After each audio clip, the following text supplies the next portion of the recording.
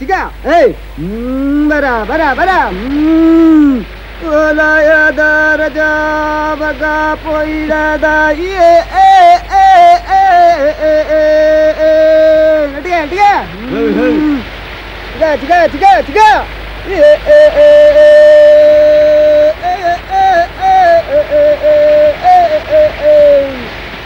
ರಜಾ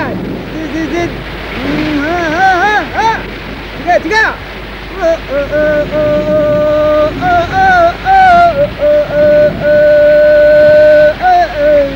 Aja, dia, dia.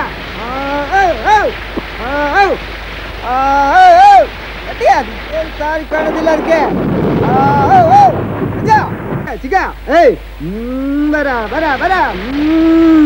Olayada raja baga poilada dia, dia. Tiga, tiga, tiga. Tiga.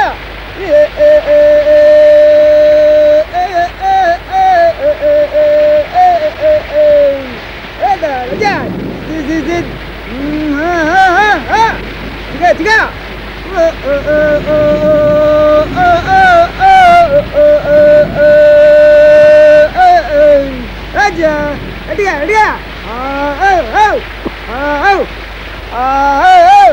Dia, tarik ke dilar ke. Aja.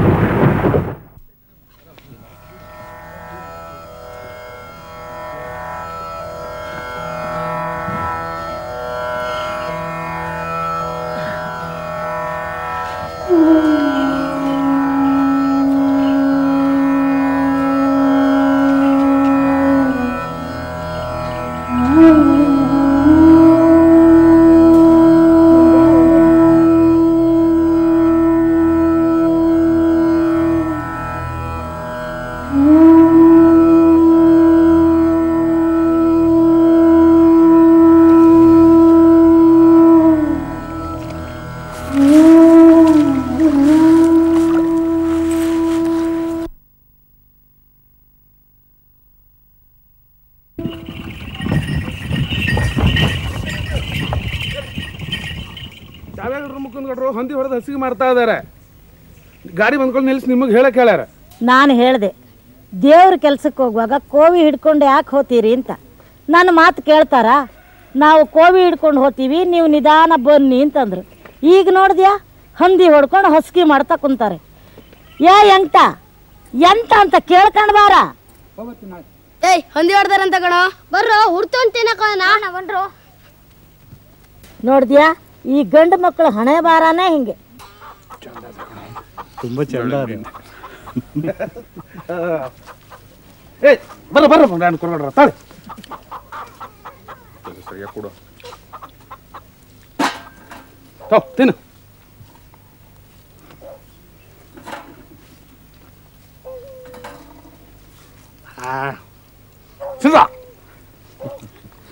ಚಂದದೇನಾ? ಚಂದದೇನಾ? ಸ್ವಲ್ಪ ಗಟ್ಟಿ ಬಲ್ತದ ಮಟೆ ಅಂತ ಮುದಿಯ. ಏಯ್ ನೀವು ಹುರಿದುಂಡು ತಿಂದಾತಲ್ಲ, ಗಾಡಿ ಕಟ್ಕೊಂಡು ಮುಂದೆ ಹೋಗಕ್ಕೆ ಹೇಳಿ, ನಾವು ಹಿಂದಿಂದ ಬರ್ತೀವಿ. ಆತೇಂದ್ರೋ? ನಡೀರೋ.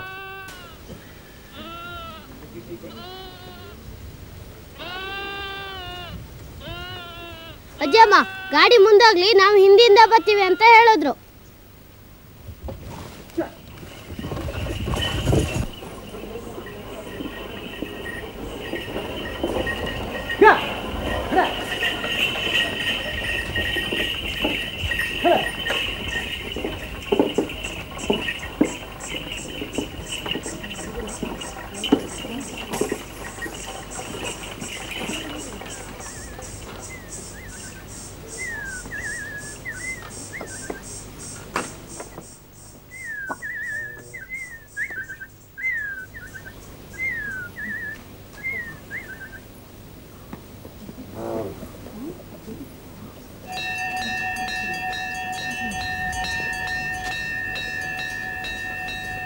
ನಮಸ್ಕಾರ ಅಮ್ಮ. ನಮಸ್ಕಾರ ಜಯಸ್ರೆ. ಇವಾಗ ಬಂದ್ರ? ಈಗ ಬಂದ್ವಿ. ನಿಮ್ಮ ಯಜಮಾನ್ರ ಎಲ್ಲಿ? ಅವ್ರು ಬರಲ್ಲ, ಅವ್ರು ಬರ್ದಾಗಿ ದೇವಯ್ಯ ಬಂದಿದ್ದಾನೆ. ಅಂದಾಗಿ ದೇವಯ್ಯ ಎಲ್ಲಿ? ಹಲಸಿನ ಹಣ್ಣು ಕೊಯ್ಸ್ತಾ ಇದ್ದಾನೆ, ಈಗ ಬಂದ್ಬಿಡ್ತಾನೆ. ತುಂಬ ಸಂತೋಷ. ಸತ್ಯನಾರಾಯಣ ಪೂಜೆಗೆ ಎಲ್ಲ ಸಿದ್ಧವಾಗಿದೆ. ಹೊರಗೆ ಹೋಗಿ ಕೈಕಾಲು ಮುಖ ತೊಳ್ಕೊ ಬನ್ನಿ. ಆಗಲಿ ಜಯಸ್ರ, ಬನ್ರಿ ಹೋಗೋಣ.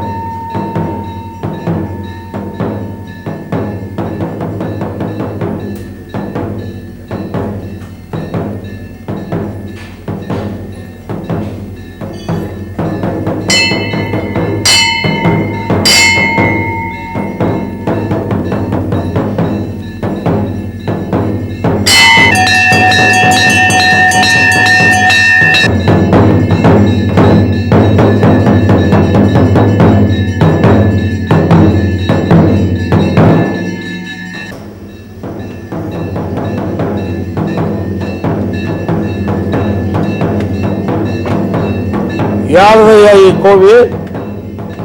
ಬೆಟ್ಟಳ್ಳಿ ದೇವೈಗೌಡ್ರದು.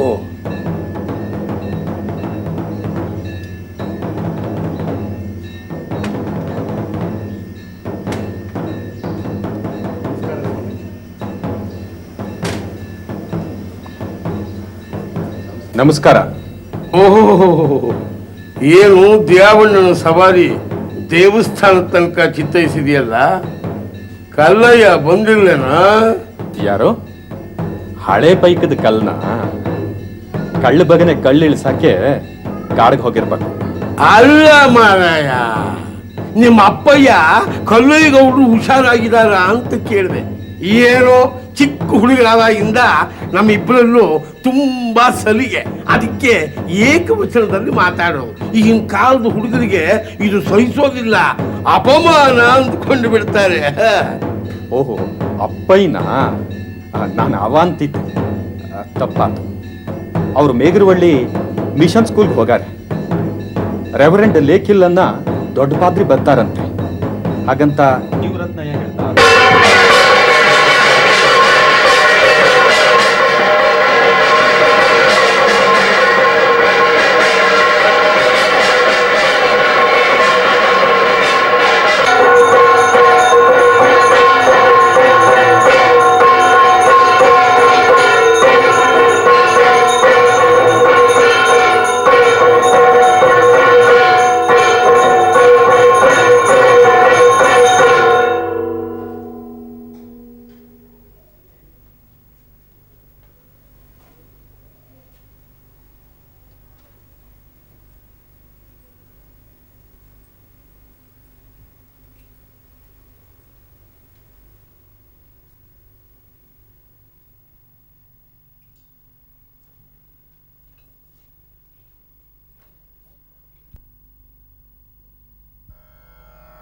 ಸ್ವಾಮಿ, ನಾನೇನು ತಪ್ಪು ಮಾಡಿದೆ ಅಂತ ನನಗೆ ಯಾಕಿಂತ ಶಿಕ್ಷೆ ಕೊಟ್ಟೆ?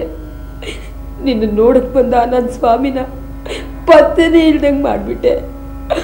ಆ ನನ್ನ ಕಂದನ್ನ ತಬ್ಲಿ ಮಾಡಿಬಿಟ್ಟೆ.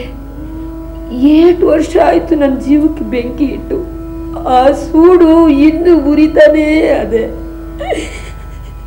ಸ್ವಾಮಿ ಪರಮಾತ್ಮ, ನಿನ್ನ ಕರುಣಾಚಲದಿಂದ ಅದನ್ನು ನೊಂದಿಸಬಾರದೆ. ಪರಮಾತ್ಮ, ಲೋಕೈಕನಾಥ, ಕರುಣಾ ಸಿಂಧು. ಸ್ವಾಮಿ, ನಾನೇನು ತಪ್ಪು ಮಾಡಿದೆ ಅಂತ ನನ್ನನ್ನಲ್ಲೇ ಬಿಟ್ಟು ಬಂದ್ರಿ. ನೀವು ಬರುವಾಗ ನನ್ನನ್ನು ಜೊತೆ ಕರ್ಕೊಂಡು ಬರಬಾರ್ದಾಗಿತ್ತೆ. ಜನ್ಮ ಜನ್ಮದಲ್ಲೂ ಕೈ ಹಿಡಿದು ಕಾಪಾಡ್ತೀನಿ ಅಂತ ಹೇಳಿದ ನೀವೇ ಜನ್ಮದಲ್ಲಿ ನಂಗೆ ಯಾಕೆ ಹಿಂಗೆ ಮಾಡಿದ್ರಿ? ನಾಳೆ ಬರ್ತೀರಿ, ಈಗ ಬರ್ತೀರಿ, ಆಗ ಬರ್ತೀರಿ ಅಂತ ಅನ್ನ ನೀರು ಬಿಟ್ಟು 8-10 ವರ್ಷದಿಂದ ಕಾಯ್ತಾ ಇದ್ದೀನಿ ಸ್ವಾಮಿ. ಸ್ವಾಮಿ ನಿಮ್ಮ ಕಾಲು ಹಿಡ್ಕೊಟ್ಟಿದ್ದೀನಿ ಸ್ವಾಮಿ, ಕೈ ಬಿಡಬೇಡಿ ಸ್ವಾಮಿ, ನನ್ನ ಕೈ ಬಿಡಬೇಡಿ.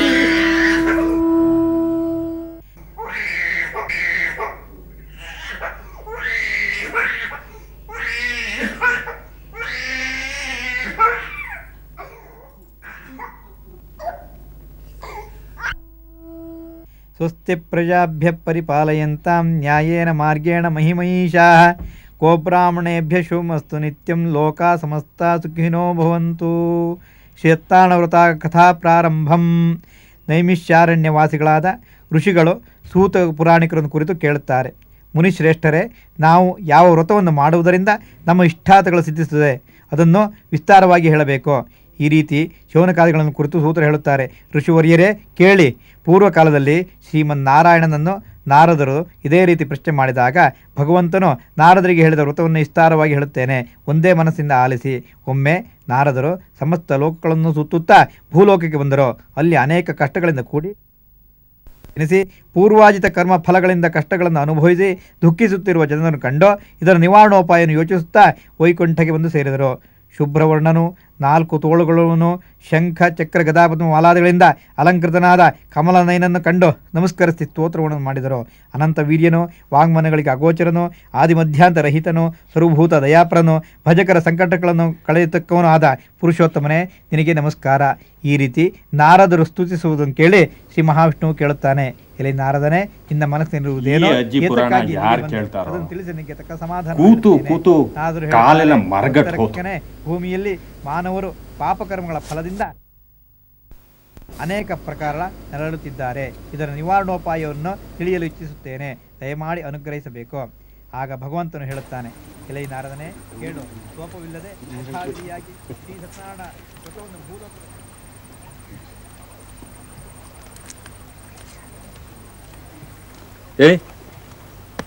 ಕತೆ ಕೇಳೋದ್ ಬಿಟ್ಟು ಇಲ್ಲೇನ್ ಮಾಡ್ತಾ ಇದ್ದೀರಾ? ಏ ಧರ್ಮ, ಯಾರು ಕೊಟ್ರ ಹಣ್ಣು? ಎಂತ ಹಣ್ಣು ಅದು? ಹಳೆ ಹಚ್ಚಿಗೆ ಒಂದ್ ಕಲ್ಮಂಟಪ ಉಂಟಲ್ಲ, ಅಲ್ಲಿ ಒಬ್ಬ ಸನ್ಯಾಸಿ ಕೂತಿದ್ದ, ಅವ್ ಕಟ್ಟಿದ ಹಣ್ಣು. ಎಂತೆಂತ ಹಣ್ಣು ಗೊತ್ತಾ, ನಾ ಇಷ್ಟೊತ್ತು ತಿಂದೇ ಇರಲ್ಲ. ಹೌದು ಚಿಕ್ಕಯ್ಯ, ಹೌದು. ಜೋಳಿಗೆ ಕೈ ಹಾಕ್ತಾ ತೆಗ್ದ ತಮಾಷೆ ಮಾಡಿ ನಮ್ಮನ್ನ ನಗಿಸ್ತ.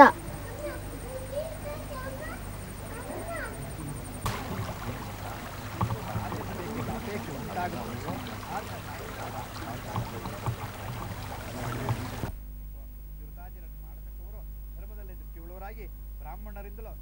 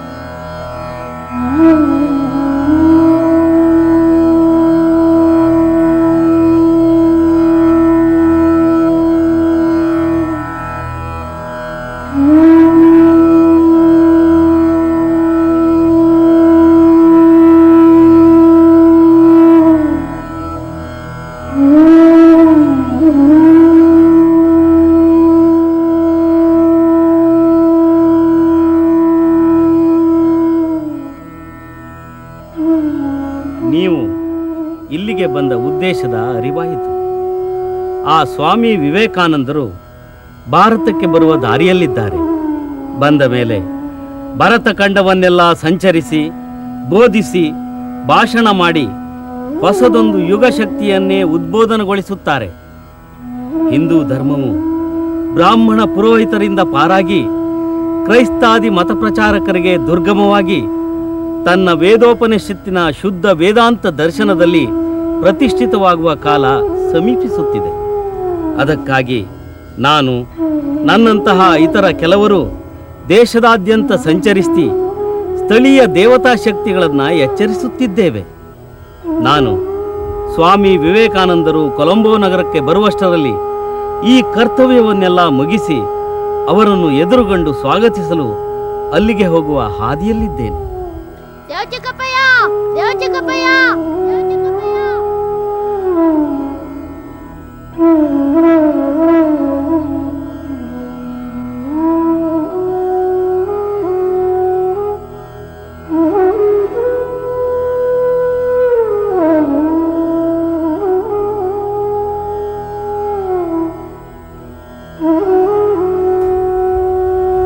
ಏನೋ ಸಂಕಷ್ಟದಲ್ಲಿ ಸಿಕ್ಕಿದ್ದೀರಲ್ಲವೇ ನೀವು?